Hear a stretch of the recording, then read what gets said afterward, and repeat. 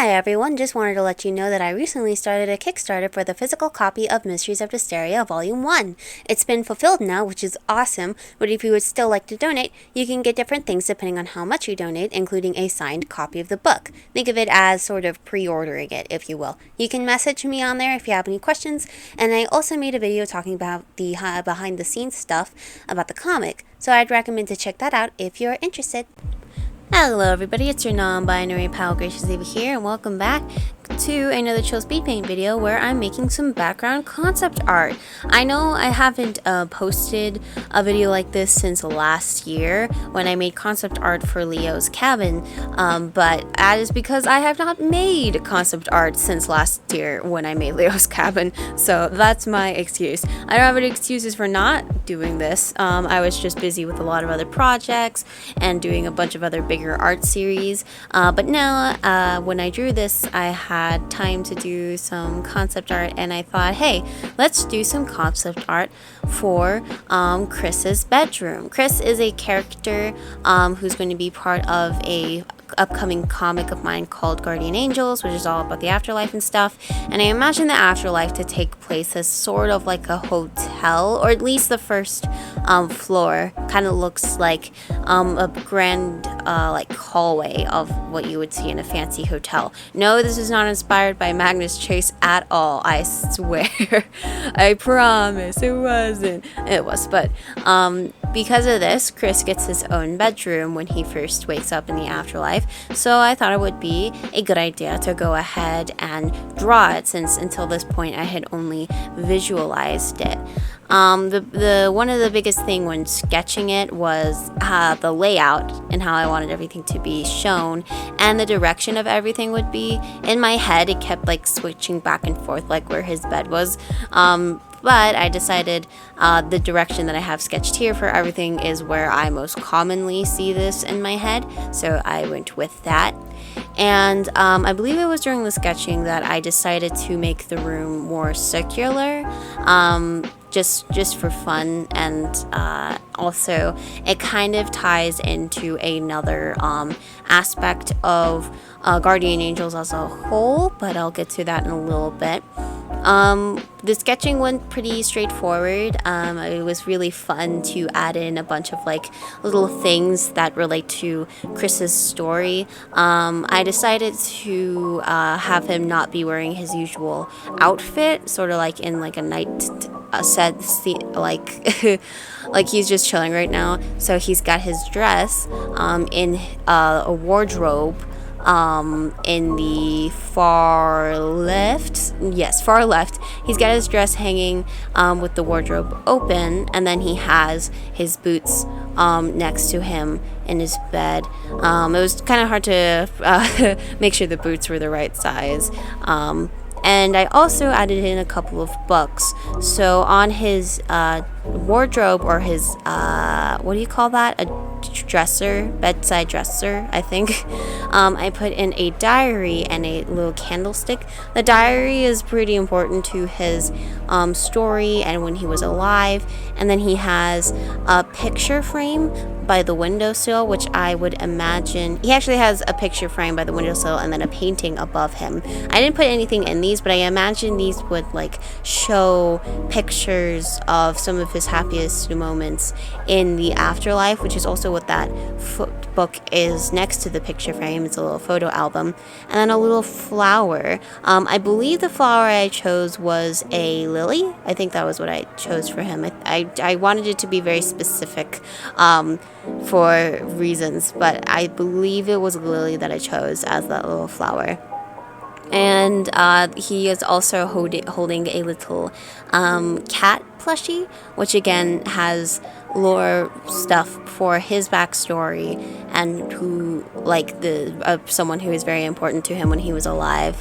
And then while sketching everything else, I wanted to keep in mind trying to keep like a stained glass effect and aesthetic with everything. So something about Guardian Angels I want to keep consistent is having like the rooms and even the art style itself resemble stained glass, which is something I really love. I love stained glass art, and typically it's used to depict religious imagery. And since my version of Guardian Angels, a lot of like the angel lore is based on Christian mythology, I decided that would be the best course of action, was to have the art style resemble stained glass artwork. Now, I'm not religious at all, but I just really love mythology in general, and since I was going to have angels, it felt the right course of action to base it around the Christian mythology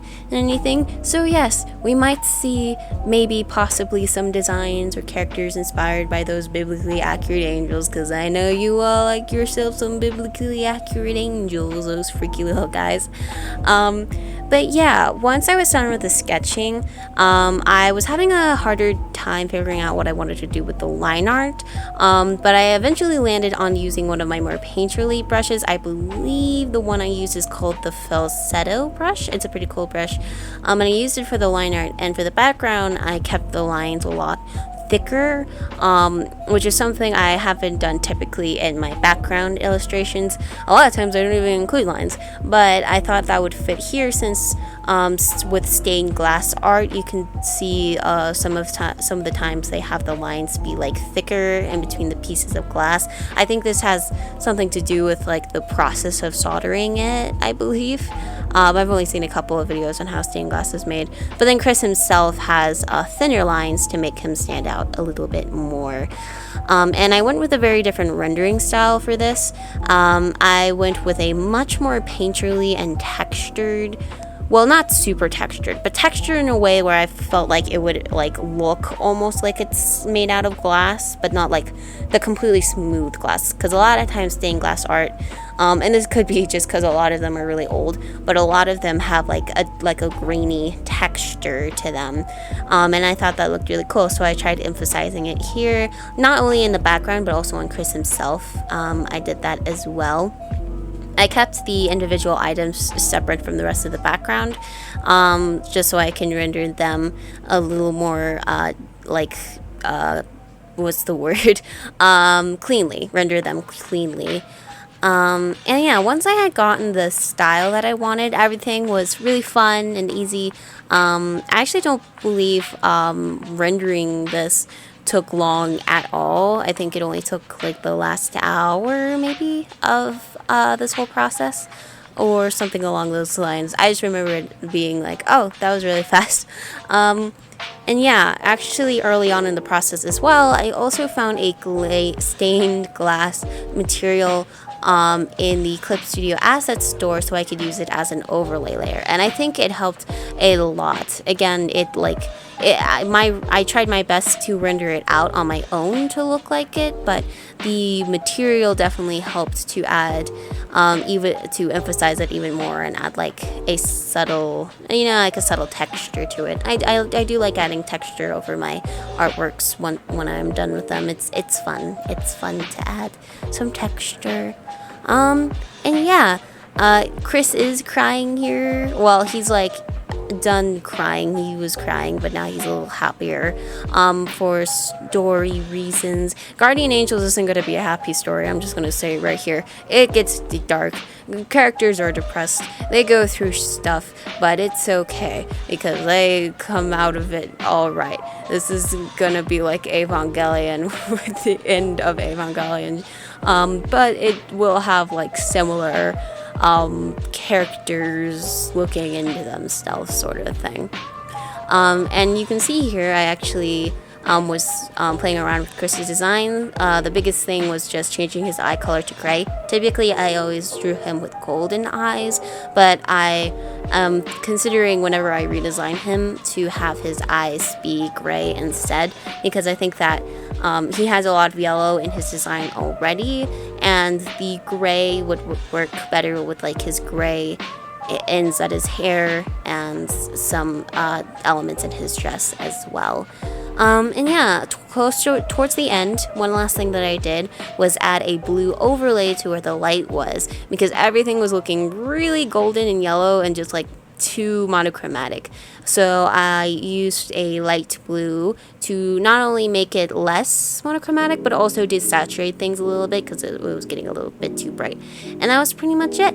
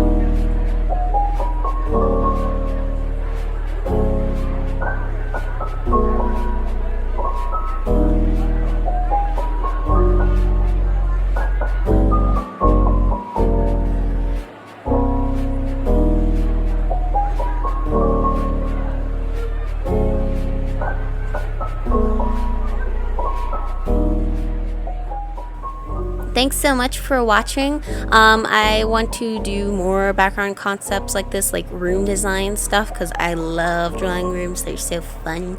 And yeah, if you want to see any other of my artworks like this, you can check them out on my Kara, linked in the description, and I also have my web comics. Guardian Angels isn't out yet, but maybe hopefully soon it will be, so you can check out my other comics until then.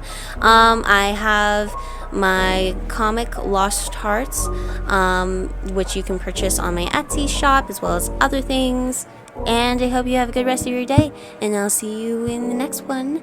Bye!